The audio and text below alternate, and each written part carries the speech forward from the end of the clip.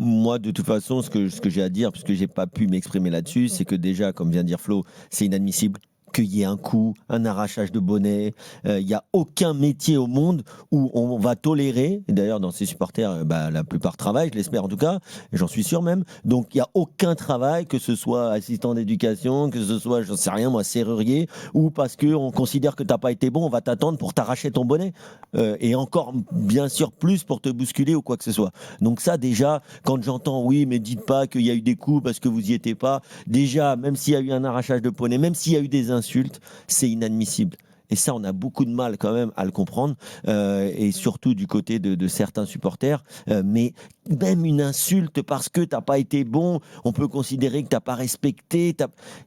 Peu importe, tu peux pas attendre quelqu'un quand il est en train de rentrer sur son lieu de travail pour récupérer son véhicule et l'insulter. Même ça, déjà, c'est inadmissible. Une fois qu'on a dit ça, que Fabrice Boquet soit pas là, bon, peut-être qu'ils n'ont pas vu la gravité de la situation, ou à quel point ça pouvait être dangereux pour les joueurs de rentrer. C'est vrai que quand tu rentres d'un déplacement, tu n'es pas forcément au courant de Ouais, mais en tout. l'occurrence, ce que nous disait Maxime, c'est qu'au moment où ils arrivent à l'aéroport, ils savent qu'il y a des supporters qui sont réunis devant le centre d'entraînement. Oui, non, mais Alors, ça, ça, c'est la question fondamentale. Tout le monde. Ça, c'est la Comment question quand même fondamentale, parce que tu parles de l'absence du président Bocquet. On apprend qu'il a l'habitude de garer sa voiture à l'aéroport et de repartir directement à l'aéroport. Est-ce que on savait avec certitude que des supporters attendaient les joueurs niçois à ce qu'on appelle leur centre de vie, là où eux avaient laissé leur véhicule, Maxime? Oui, mais ça fait déjà quelques semaines que certains évoquaient cette possibilité de rendre visite aux joueurs après un match pour leur faire passer leur message.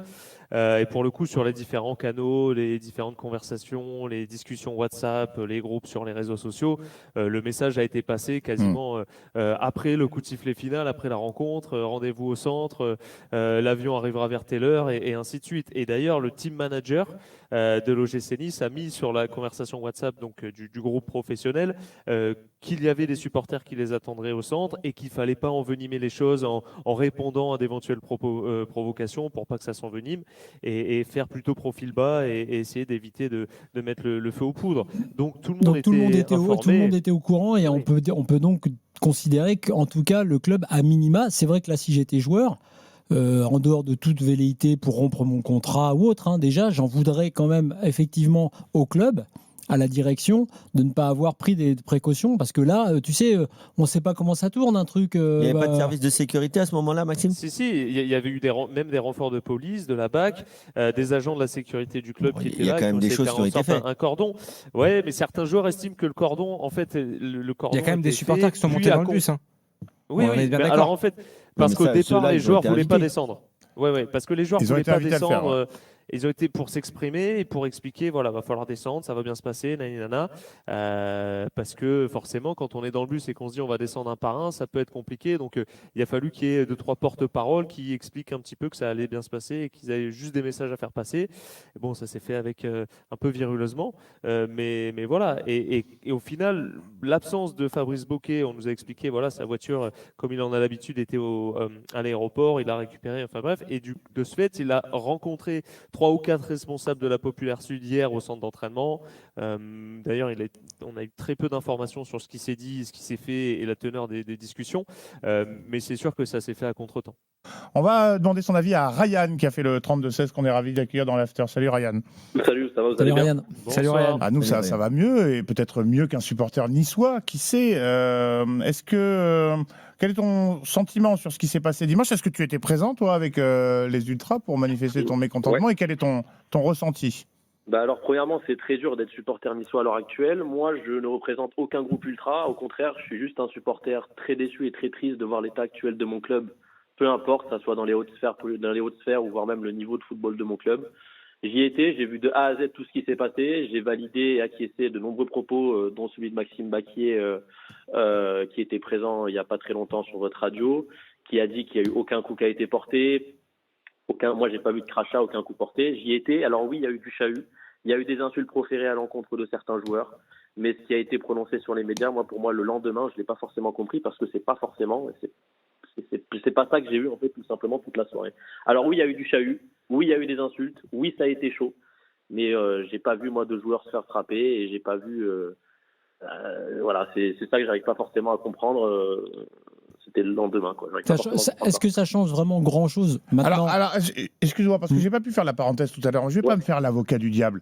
Mais lorsque je vous entends dire, même les insultes, Kevin, vous tombez de l'échelle parce que des supporters insultent les joueurs. Moi, je veux bien entendre qu'avec une visée pédagogique, on dise c'est inacceptable d'insulter les joueurs, on ne mérite pas. Mais je veux dire, on ne tombe pas de l'échelle non plus. Je veux dire, moi, quand il y a une exigence. Mais moi, je tombe de l'échelle. Non, mais il y a une différence entre prendre des insultes quand, par exemple, tu es en tribune, les joueurs se font insulter, et quand tu es dans un truc de corps à corps où il y a quand même eu un mouvement de foule. Ryan, même s'il n'y a pas eu de coups échangés, tu peux nous dire que ça a été quand même. Il y avait une situation de tension et d'hostilité physique envers les joueurs. Ryan, je te pose juste une question. Tu travailles dans quoi, s'il te plaît? Moi, je suis dans le domaine du web. Ok, tu es dans le domaine du web. Un jour, il y a un mec avec qui tu as fait un site web. Il aime pas ton site web. Une fois, 2 fois. Ils viennent à 30. Ils viennent à 30 en bas de ton immeuble. Et ils t'insultent et presque ils t'escortent jusqu'à ta voiture. Ils t'ont pas touché. Ils t'ont pas touché. Non, mais tu vas rentrer chez toi, tu vas être tranquille. C'est pas la première fois dans l'histoire du football français qu'on a des. Mais que ce soit la première fois ou pas, en fait, faut arrêter de dire ça. Faut arrêter de dire c'est pas la première fois. Si c'est la première ou la centième, c'est toujours inacceptable dans cette société, en fait. Donc nous, quand on est supporter d'un club qui est en train de mourir, qu'est-ce qu'on doit faire? On doit le regarder. On doit regarder mourir le club.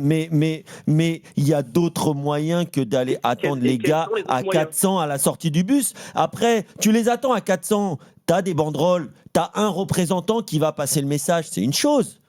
Mais les secouer à la sortie du bus, tu me dis des coups, pas des coups, des insultes, de l'intimidation, un arrachage de bonnet, pas un arrachage de bonnet.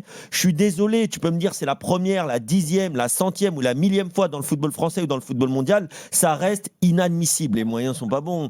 Aujourd'hui, tu vas faire ça, mais moi c'est ce que j'ai dit. Il y a eu d'autres clubs. Là c'est Nice, mais il y en a eu d'autres des clubs comme ça. Mais c'est toujours pire. Est-ce que vous vous rappelez l'histoire Gelson Martins, comment il est sorti du Sporting Portugal avec une bagarre qui a éclaté avec des supporters qui avaient envahi le centre d'entraînement du Sporting Portugal. Du coup, Gelson Martins, il était parti gratos à l'Atlético Madrid, puis il avait été prêté à Lille, etc. Ils attendent toujours leur oseille au Sporting. Donc en fait, mais ça ne profitera jamais à votre club. Ça profitera pas parce que vous ne donnerez pas envie à des investisseurs de venir, parce que vous ne donnerez pas envie à des joueurs de venir. Et donc tu peux me raconter ce que tu veux. L'image, elle est catastrophique pour tout le monde. Et je ne dis pas que vous ne pouvez pas être déçu, que vous ne pouvez pas être frustré ou agacé par ce qui se passe à Nice. C'est pas du tout ce que je dis. La frustration, l'agacement, la passion, je la remets pas en question. Mais je ne peux pas légitimer ce genre de choses parce que ce genre de choses ne sont bons pour personne. Et puis d'expérience, je suis pas sûr que surtout ce soit efficace derrière. Tu vois, ça les joueurs. Alors nous, en tant que supporters niçois, qu'est-ce qu'on va faire? On va attendre que notre club coule en Ligue 2 Non, et après on fera des coups en Ligue 2. On n'en est pas là quand même, Ryan.